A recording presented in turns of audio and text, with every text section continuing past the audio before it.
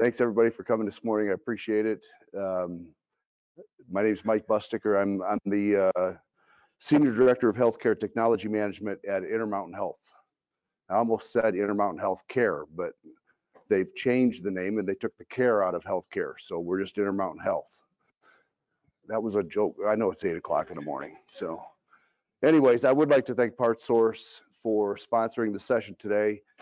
They were supposed to be here to do the introduction, but I can see how important I am to them with my PartSource Pro program. So I'll discuss that with them later. But talk a little bit about strategic planning. But first, my daughter is here with me. She's a full-time college. She's here skipping school. Yeah, I know, right? To come watch her dad. So she would be upset with me if I didn't start things out with just a small joke. And that is, do you know how the moon cuts his hair? Eclipse it. Ah, good, huh? Anyways, Intermountain Health, I'm based out of Salt Lake City, Utah. We have 33 hospitals across 7 states. The hospitals actually are only located in Montana, Idaho, Utah, and Colorado. We've got clinics in Kansas, Wyoming, Alaska. So we just merged 2 years ago with Sisters of Charity Leavenworth. That's where we picked up the additional hospitals, so 33 hospitals, over 400 clinics, and approaching 100 of them here in the Las Vegas area.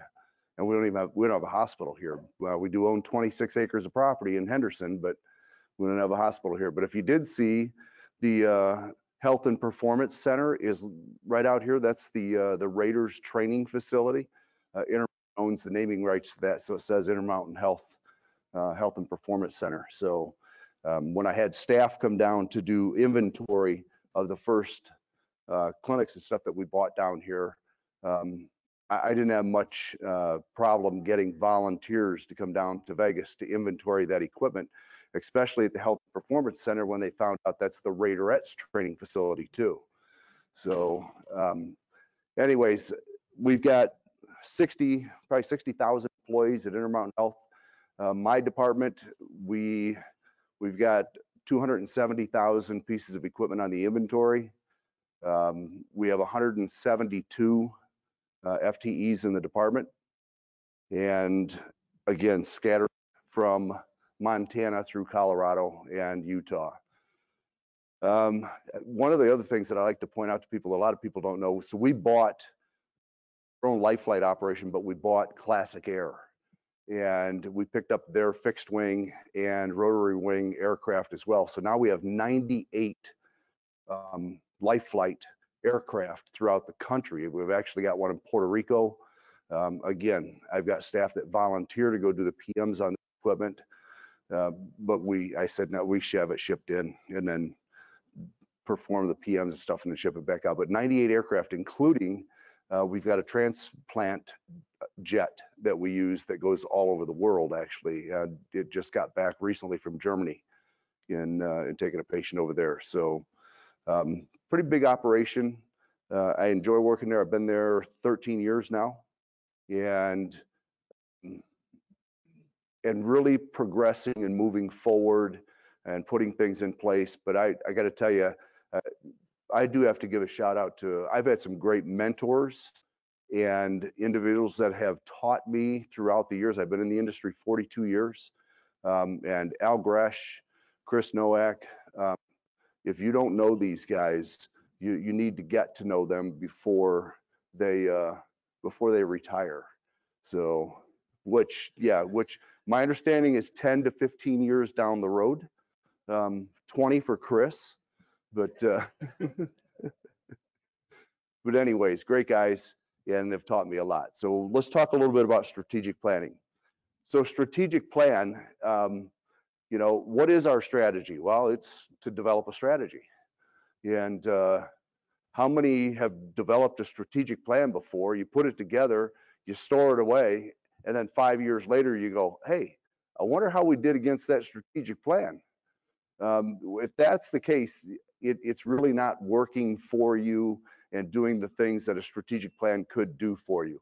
So in this presentation, we're going to talk a little bit about strategic planning versus operational planning.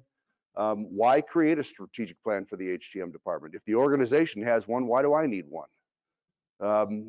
We'll talk a little bit about where to start in creating that strategic plan, the critical elements, and then bringing it all together and communicating that plan, getting it out to the right stakeholders, not just the caregivers in your department. And you'll hear me refer to caregivers, and that's Intermountain Health they've said that everybody in the organization is a caregiver. It doesn't matter if you're on the clinical side, non-clinical side, everybody is a caregiver. So that's what you'll hear me refer to there. And we'll talk a little bit about reviewing and evaluating the effectiveness of the plan. And then you can answer any questions that I have. Oh, no, wait a minute. It's the other way around, right, Al? Okay. Strategic, Al said he was going to set up here in the second row in the heckling session, but he didn't realize that when he sat up here, that gives me the right to heckle him. You notice Chris was in the back. Strategic plan versus operational plan. So if you think about it and you look at it, really a big part of that is the time that's associated with each one. So a strategic plan, you're looking at long-term plans versus the operational planning, which are short-term objectives. So that's what you're doing day in and day out. Does the operational plan impact the strategic plan? I hope so. It should. So you should have in your operational plan some steps and milestones and objectives that you're going to complete in order to reach the things that you've identified in your strategic plan. Modifications. Is there modifications to a strategic plan? Absolutely. Things may change. Circumstances may change. You may go from a 25 hospital system to a 33 hospital system. And now all of a sudden we've got to adjust on the strategic plan.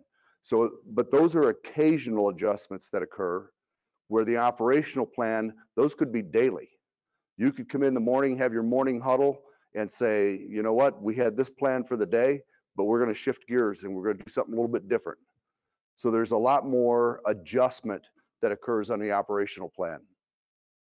Goals, again, long-term vision, broad in scope versus the narrow and detailed goals of the operational plan. So from a strategic plan, we're looking 3 to 5 years out. Where do we want to be? Where do we want to be as a department, and how does that fit in with the organization and where the organization wants to be 3 to 5 years out? And then the operational plan, again, those may be your annual goals or part of your annual goals. Your annual goals will be part of your operational plan. Where do we want to be at the end of the year? What are we going to accomplish? What are our milestones that we're going to put together? And then plan generation. Typically, strategic planning involves higher levels of leadership within the organization or the department. So I don't, in my strategic plan, I don't involve my my supervisors, and I may not involve my frontline managers, but I do include my directors, my area directors are all included in that strategic plan. Now, once we put it together, we communicate it down and we take suggestions and questions and things about that. But that strategic plan is really from a higher level of the department, where the operational planning, now I'm involving those managers, supervisors, and even some of the frontline staff in that process. And by the way, if you've got any questions or anything that you want to add, just shout it out, raise your hand, whatever, and this is interactive if you want it to be interactive as well. So budget, again, you may have specific dollars targeted for the strategic plan. Again, that's long-term out there. So you may look at it, one of the things that we put together at Intermountain, we said, we're gonna have a central depot. So we've got a courier system that the supply chain runs, and they can be to any one of our hospitals in Utah within 4 hours. Now we're implementing that across some of the other facilities as well. So we looked at it and said, you know what? Let's put together a central depot that handles things like infusion pumps, compression therapy, just the low level acuity devices. And we told the shops, we said, if it takes 30 minutes or more to fix it, send it to the depot. Yeah, so they would call and they'd say, we've got 6 pumps at this hospital that are coming in. We would send them 6 that are done. They would send us 6 that need to be repaired. We would repair those, put those back on the shelf. That allowed our technicians in the hospital to focus on higher level acuity devices. Part of our strategic plan, but you know what? It required budget. We had to put it together because we knew we were going to hire 4 people to begin with. We needed workbenches. We needed the space. So that's where I say specific budget aligned with the strategic plan, where from an operational standpoint, that's your operating budget. And does anybody in here use rolling forecast? Intermountain Health we do, and I've been telling finance ever since they implemented that a support department should not have a rolling forecast. We should have an annual budget because they base our targets on 3 months worth of historical data. So my targets do this based on what's going on in the facility. Just give me a 12-month budget. But anyways, digress. So that's your operating budget that you take a look at. Day-to-day operations, your parts costs, service contracts, time and materials, labor cost. And then if you look at the reporting, again, from a strategic plan, it's going to be at the higher level. So you're going to report and communicate to, you're going to have key stakeholders that you're going to look at. But from a standpoint of saying on the strategic plan, here's where we're at, here's where we're going, here's what we've accomplished, you're going to report that to an executive team as you push that through and to get approval on that. And on the operational planning, you're looking at monthly operational reports. So your income statements, your PM compliance, incident reports, things along those lines under the operational reports, and those go to others within the entire organization. Yeah, go ahead. So you can, if your organization looks 3 to 5 years out from a capital standpoint, and that's what we looked at when I said we were going to establish the depot. We needed space, and we got it in the supply chain, but in order to utilize that space, we had to build it out. So we had to put power requirements in, we had to put gases in that we wanted in there. We had to put all that stuff in, so it was part of a capital planning process for construction that we put together. So yes, it can. And for the most part, I would say the budget piece, when you're looking at 3 to 5 years out, is going to be capital, except for when you know I'm going to have these operational expenses going forward. I'm going to have 4 FTEs, and this is going to be the labor cost. That's operational expense. So you got to divide those out and take a look at those. Focus, distinguish the difference from others versus being better operationally. So really take a look at and say, should this be part of the strategic plan, or should it be operational? And maybe it's an operational part of the operational plan, but not this year, next year. It's part of the operational plan. And it has more detailed information, and it's going to be things that you're going to accomplish quicker than you will in the strategic plan. So take a look at it and say, these items that I've identified in the strategic plan, are they really strategic planning items, or should they be operational? So why create a strategic plan? Extra points for anybody that can recognize who said these, who made these statements. Neither Redbox nor Netflix are even on the radar screen in terms of competition. It's more Walmart and Apple. You know who said that? Blockbuster, exactly. Former Blockbuster CEO Jim Keyes. In 2008, he said that. His video rental chain filed bankruptcy in 2010, and today Netflix is worth $61.93 billion. Do you know that Blockbuster had the opportunity to buy them for $50 million and said no? Because they're not even on the radar screen. There's a CEO with a strategic thinking. How about this one? $500 fully subsidized with a plan? That's the most expensive phone in the world. And it doesn't appeal to business customers because it doesn't have a keyboard, which makes it not a very good email machine. Who's that? Former Microsoft CEO Steve Ballmer. Those were his comments on the first iPhone. How about this one? There is no reason anyone would want a computer in their home. Yeah. Ken Olsen, founder of Digital Equipment Corporation in 1977. That was after the first, I think it was the Apple computer that came out in 1977.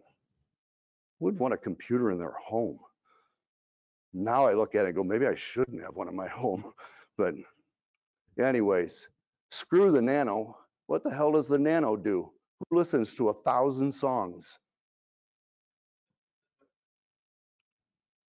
Motorola CEO Ed Zander about Apple's iPod Nano in 2006. Motorola had a product out at that time that you could put 100 songs on. And he said, who listens to 1,000 songs?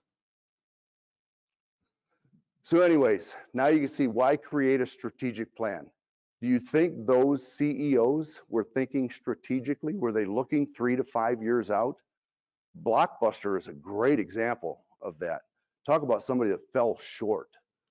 And you know, for him to make comments that Netflix wasn't even on the radar as competition, and they had the opportunity to buy them for $50 million. Blockbuster's out of business. Netflix is worth $60 billion.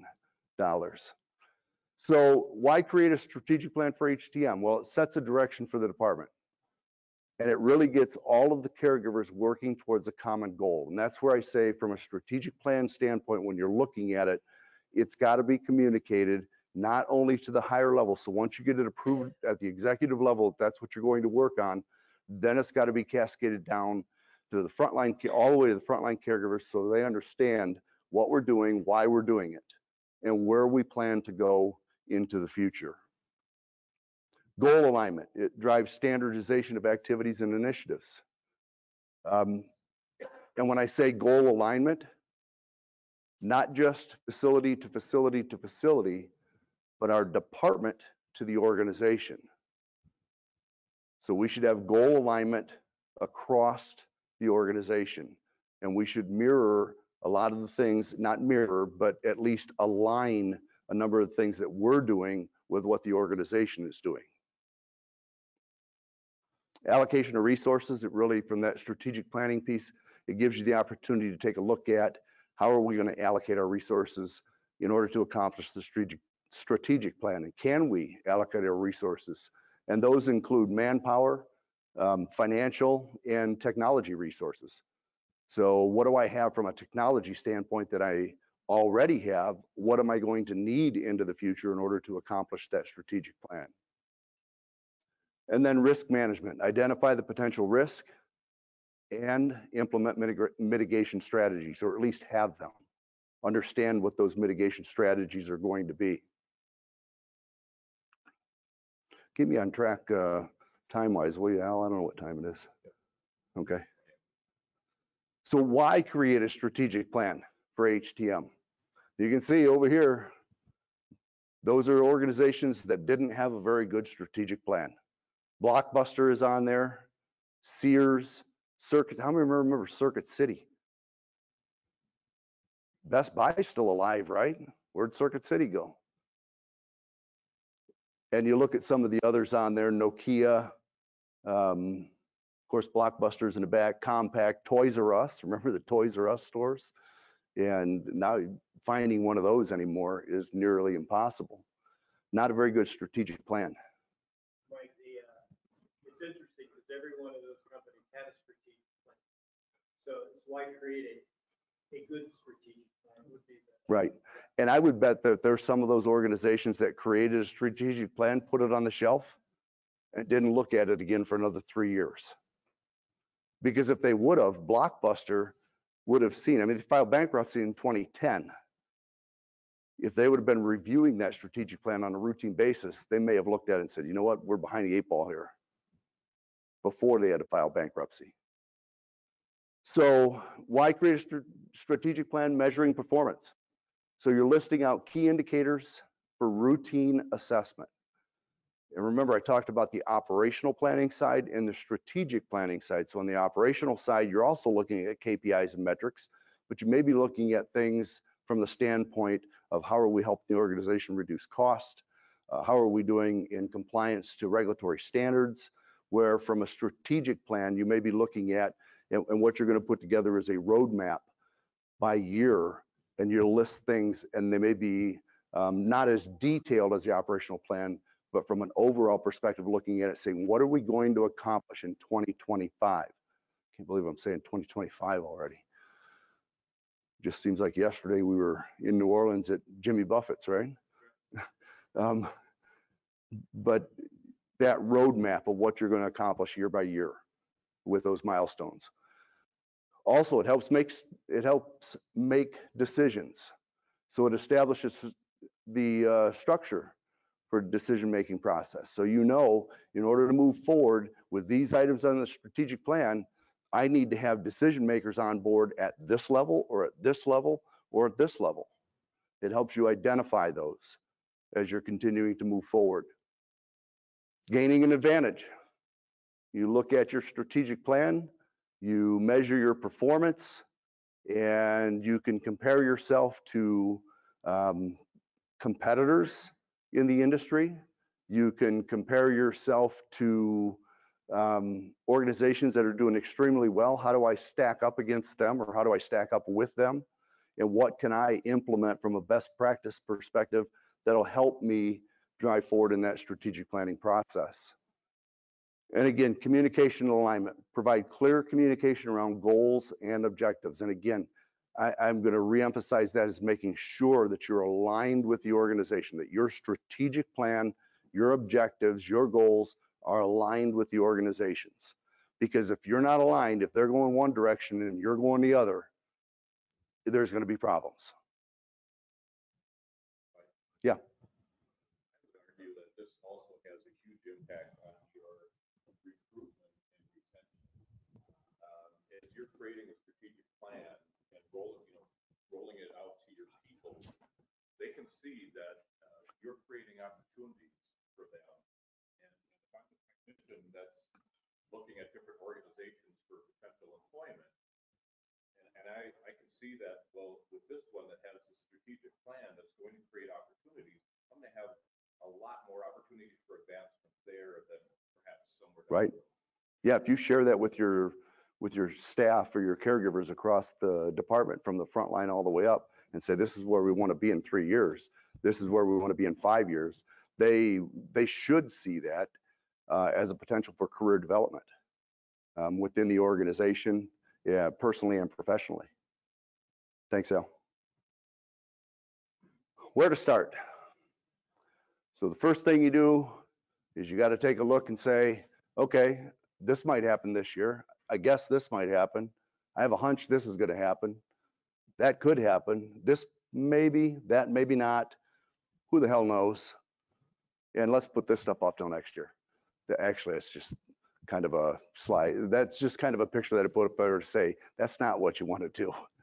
I mean, to an extent, but really, you want to take a look at. And I always ask everybody. I say, do you have a mission statement in your HTM department?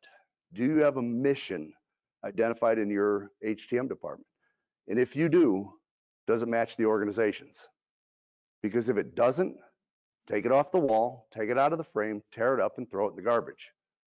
Your mission statement should be no different than the hospitals or the health systems. No different. Intermountain Healthcare or Intermountain Health, helping people live the healthiest lives possible. My job as a leader in the organization, in my department, as well as my directors and my managers, is to ensure that my frontline caregivers understand how we impact that mission statement. And if they can't tell you, then I've failed as a leader. Because they should understand how our work, the things we do, the plan that we put together will fulfill that mission statement. So our mission statement should be no different. Should be exactly the same. When you're looking at the vision, the vision can be different, but it should be aligned. And that's what I've got here. If you look, Intermountain Health's shared vision with the new organization, we are dedicated to the mission of helping people live. That's our mission statement. And that's where I'm saying our HTM one is identical to that, and our roles and contributions to that mission statement.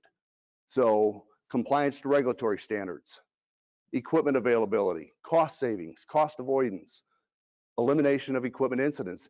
All of these things here are our contribution to the organization's mission statement. And again, as a leader, I need to ensure that my staff understands that and how we do that. Company culture, it is a huge thing, especially depending on where you're at in the country as well. And it could be a culture of the geographic area that you're in. I found that out when I moved out to Salt Lake City. The culture out there is a whole lot different than it is in the Midwest or in the East. And so you've got to be careful as you're putting together this strategic plan to ensure that understand what that culture is, understand the organization's stance with that culture, and then build your plan accordingly so that you're going to have the support of that leadership piece. When we looked at the merger, as we're going through the merger with Sisters of Charity Leavenworth, Intermountain Health is not for profit healthcare system, but it's not religious based per se. The LDS Church donated the hospitals in 1974 to the community, so they relinquished control of them. But the new hospitals that we've added in Colorado and in Montana are Catholic hospitals and Lutheran hospitals. And when we went into it, we said, we're not going to change what they believe and what their mission is and the name of their organizations. It's now Intermountain Health St. Joseph's Hospital in Denver. So we allow that, so that's where we go in and look at it and say, okay, we're going to allow them to keep that culture because that's what they're built on. That's what they believe in. And but we're going to adapt so that everybody knows they're part of the system and they're working for and striving for the same goal. And that's why they added, it used to be helping people live the healthiest lives possible. The new shared mission is we are dedicated to the mission of helping people live the healthiest lives possible. So we've rolled the new organization in on that. And we got to do the same thing from an HTM perspective. We can't just go in and say, hey, welcome to the team. You're going to do it this way and you're going to do it our way. And that's the way it is. You've got to bring them into the fold, understand their culture, and have them be part of the process to move forward. That answer your question? Okay. Where to start? Organization overview. Simple, two-part strategy. First, locate the hills, then head for them. Is it that simple? Could be, but now you got to think about, okay, I'm here and the hills are there. What's in between that I've got to navigate to get across and get over and actually reach that objective? So Intermountain Health's vision, be a model health system by providing extraordinary care and superior service at an affordable cost. And that's where I say, this is my strategic plan vision that's in my strategic plan, and it has to align with the organizations.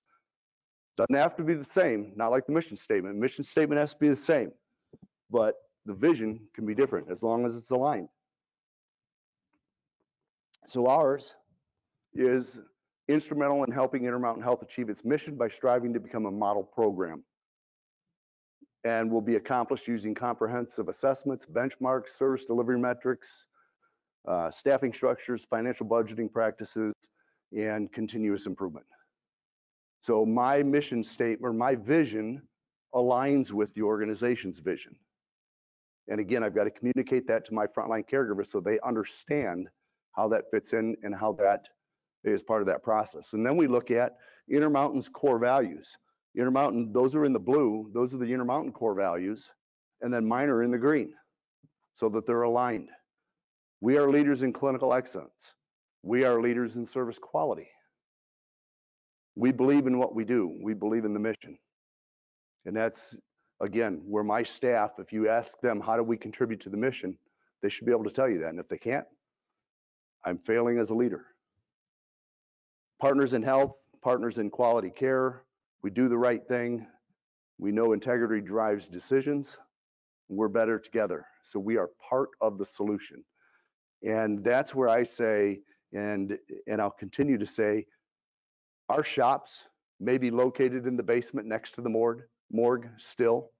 Some have moved out of that, but some are still there. But that doesn't mean that we're the fix it and repair shop in the basement. We are part of the solution. And our organization should be inviting us to the table to help solve the problems, whether that's problems of our organization or healthcare as a whole. We need to be invited to the table. And if they're not inviting us now, force our way in. Because once they see the value you bring, they'll start to invite you. And they'll start wanting you to be part of the process.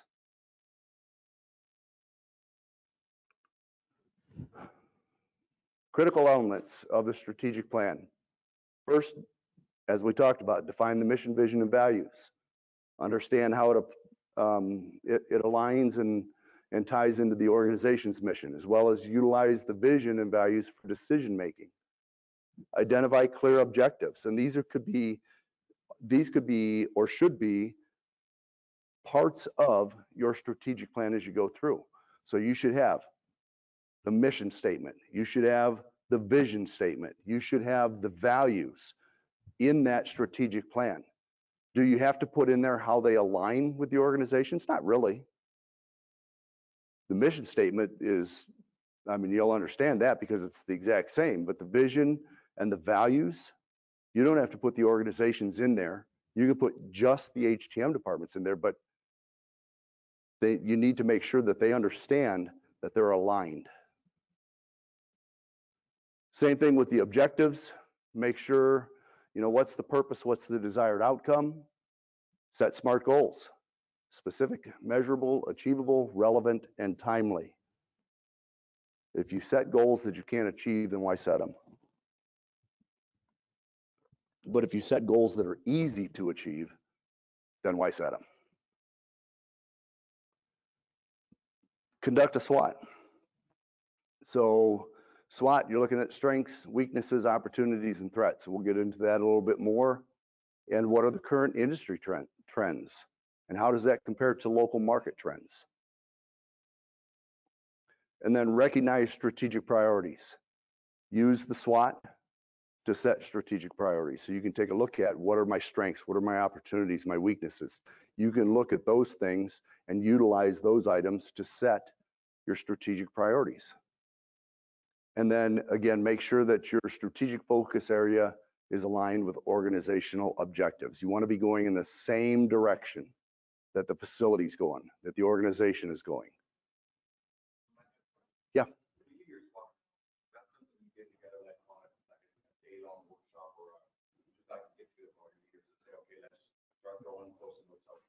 Yes.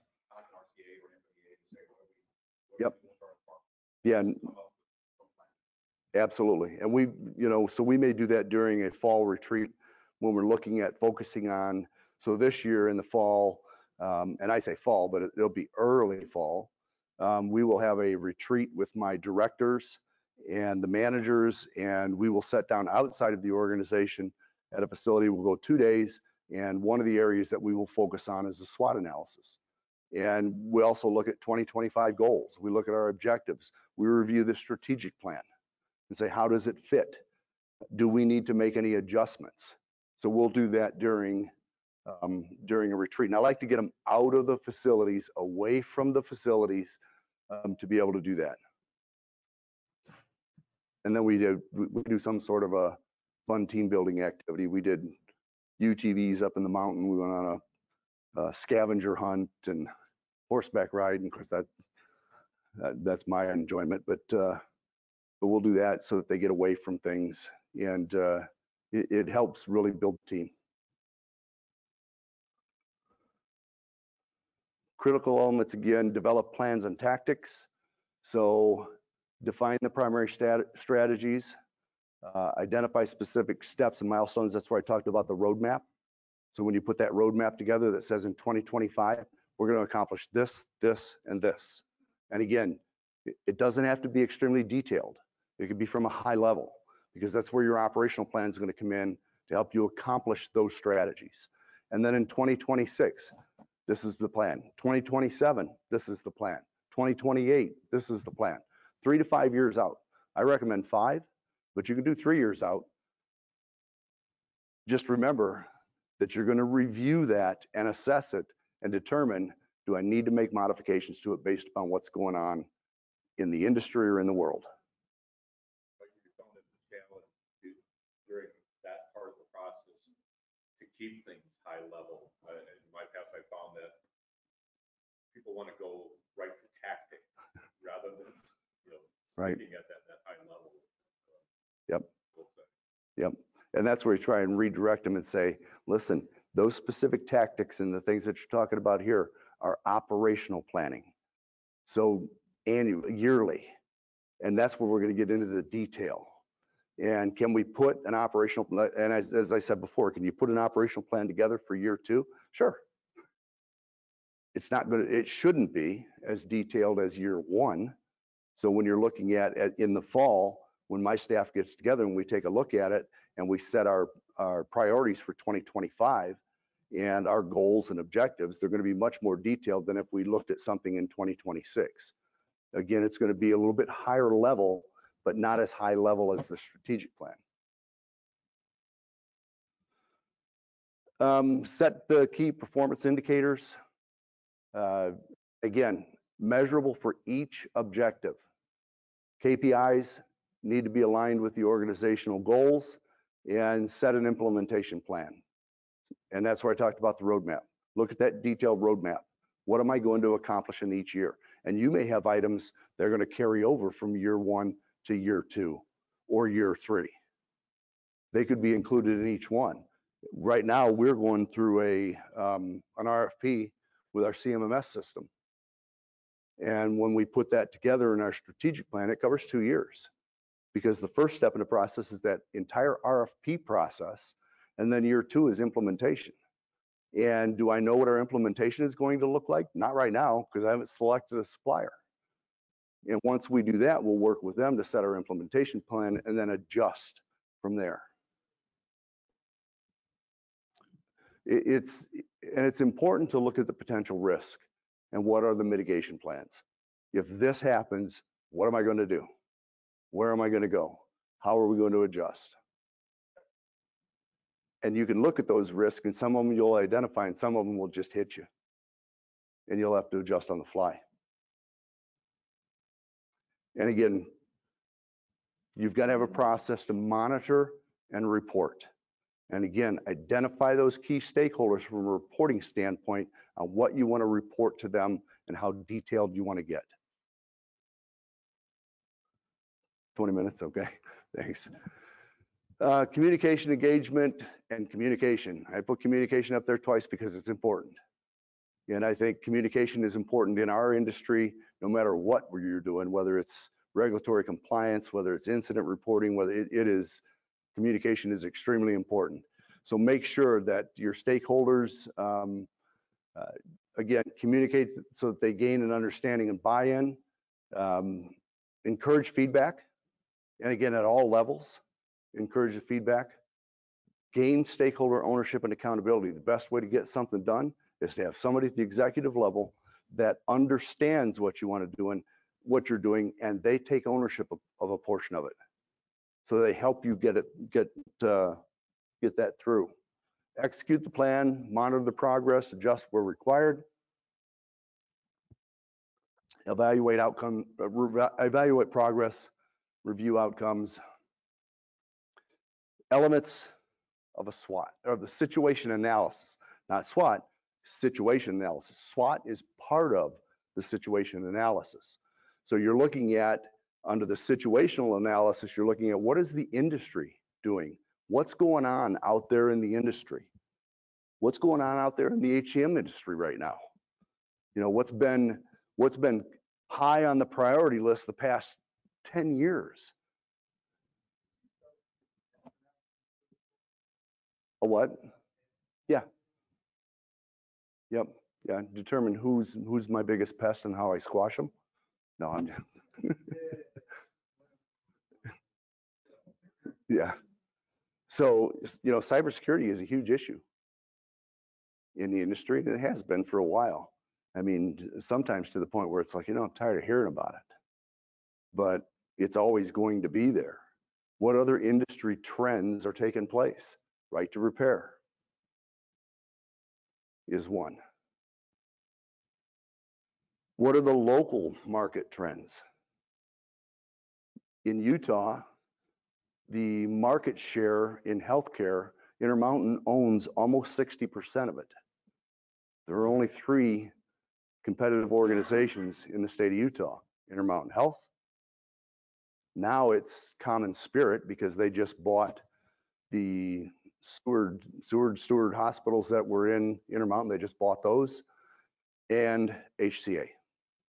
They've got hospitals in Utah as well. Those are the 3 major competitors. You could probably throw the University of Utah in there as well. But what's happening in those local market trends? What's going on? What do we need to be aware of? And then competitor and customer analysis, you're going to look at business specific as well as industry specific. So from an HTM perspective, what's going on? And then in healthcare as a whole, what's going on? Maybe we're in the middle of a pandemic and we're running out of ventilators. Not that that would ever happen, but you never know. And then also perform a SWOT analysis. So on that SWOT analysis, really take a look at what are our strengths, what makes our team stand out from the others. Our weaknesses, where does the team need to improve? Everybody's always got room for improvement. And then remember as well, over here, when you look at it, there are, I don't know if I didn't put them, oh yeah, strengths, they're typically internal and they're helpful. Opportunities, typically internal and they're helpful. Weaknesses, external and they're harmful. So you want to identify those items. Now, could some of them be internal and harmful? Yeah, they could be. But for the most part, they're identified as internal, external, as well as whether they're helpful or harmful. So opportunities, where can we grow? Threats, who or what poses a risk or threat to the team? If you're an in-house program, maybe it's an ISO. Maybe it's service contracts with the OEM. If you're an ISO, maybe it's the manufacturer. Maybe so you look at it from every angle and identify where you're at, and then use that SWOT analysis. Use those. Where would you focus on these? Where should most of your focus be? Strengths and opportunities. Why? Strengths are what we do well and what sets us apart. Opportunities is where we're going to make them and build them into strengths. And we'll take care of those opportunities. And if we do that, it may reduce the threats or reduce the weaknesses.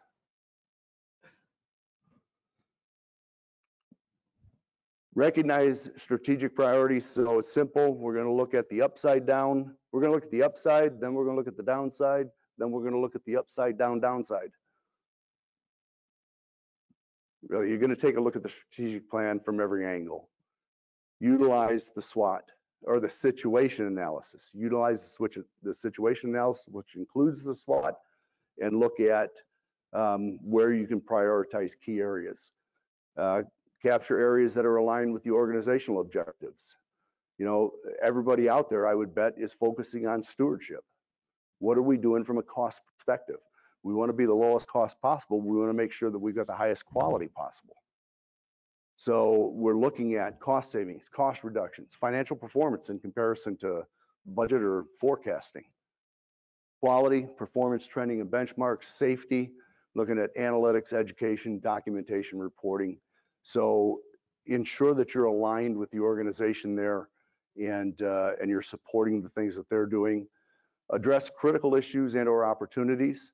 So what are the financial constraints? What are our staffing constraints? What about training? What about other resources? We need to look at those things and say, how can we overcome those? Or what can we utilize? Maybe there's something going on in the industry that we can leverage that will help us with some of these constraints or opportunities. And then again, break down the strategic priorities, list specific action steps, and identify resources that are required. Communication and engagement, identify your key stakeholders. So strategy management consulting put this together here, and this is where you can look at your key stakeholders and put them into a category. Are they high interest and low influence? Are they high interest and high influence? Low interest, low influence? Categorize your stakeholders. Because are you going to focus on a stakeholder that's low interest, low influence? No. They're not going to do much for you. But those stakeholders that are high interest, high influence, those are the ones that are going to be helpful. And that's where you're going to focus your time and efforts in that area. So develop a communication plan. Yeah, go ahead.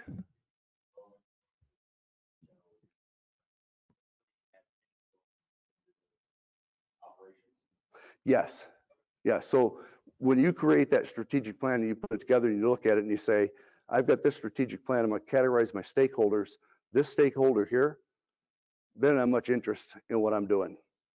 And they don't have any influence in what I'm doing. Now, could they be a different key stakeholder? Could they be a different category in a different strategic, in a different roadmap? Yeah, they could be. So that's where you need to identify them. The communication plan, you're going to utilize that analysis as well in your communication plan. Those with high interest, high influence, how often are you going to communicate with them in comparison to the ones that are low interest, low influence? Those people may just need a quick update because they don't really care anyways.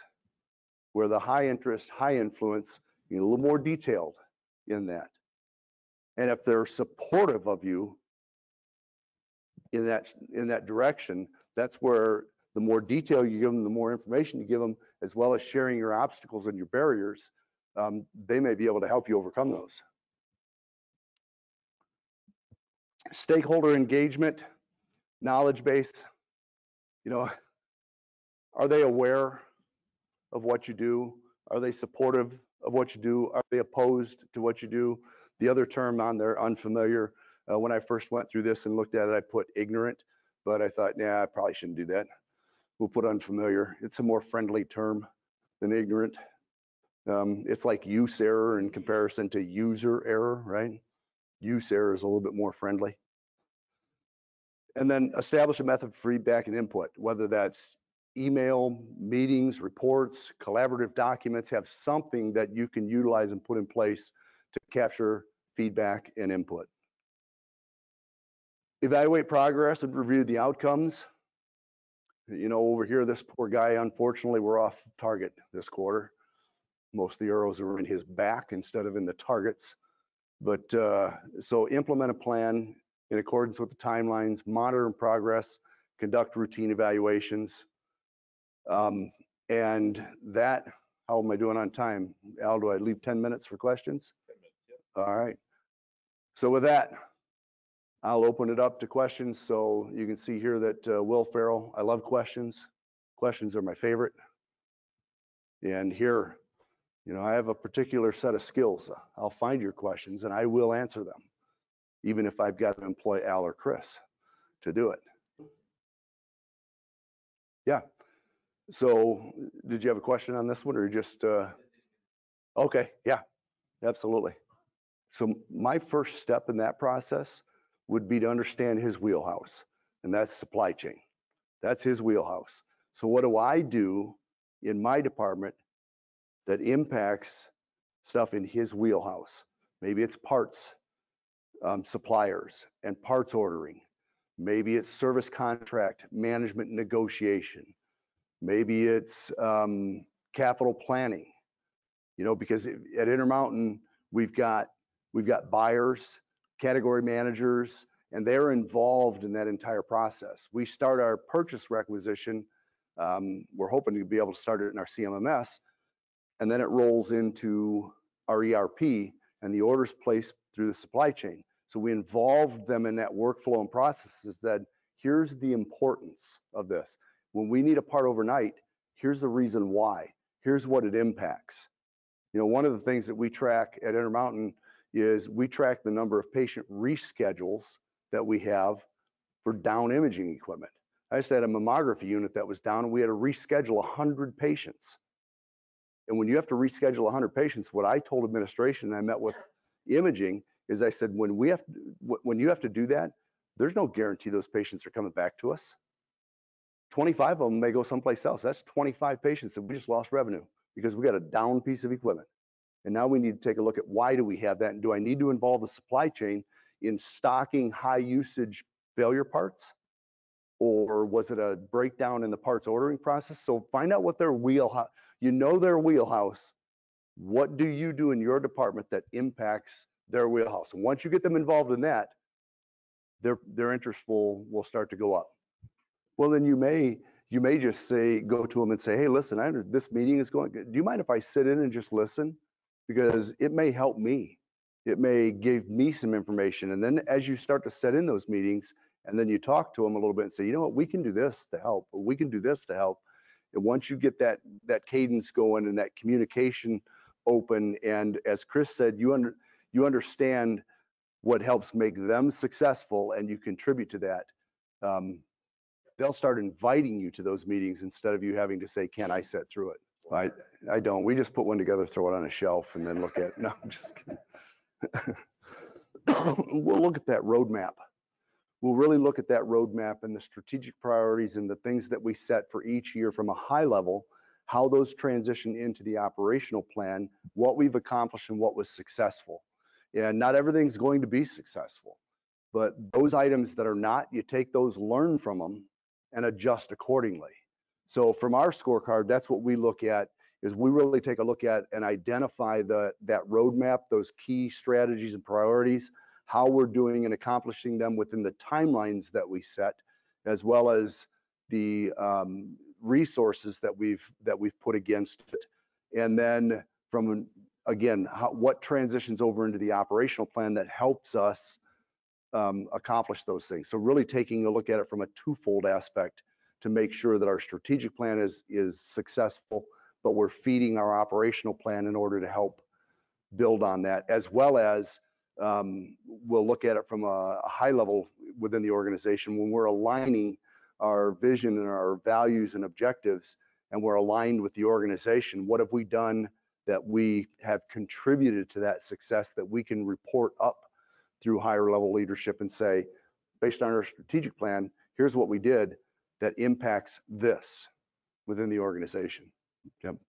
And that's why I say, if you haven't met these two individuals here, they've had a really big influence in my career and the things that and have had really a great input into where I'm currently at now.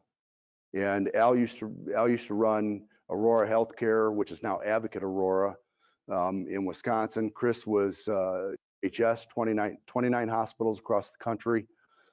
He's decided to trade that in for a job that he gets to go home every night now. So, but if you haven't met those two, make sure you do, because they're really very knowledgeable and understand the industry.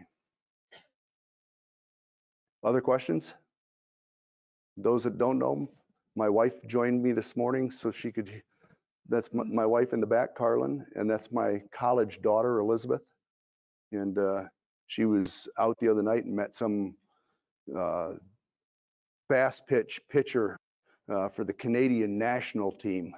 And but we made sure that she stayed in the hotel where the casino is so we could keep an eye on her. I just embarrassed her. But anyways, no other questions. Thanks, everybody. I really appreciate your time.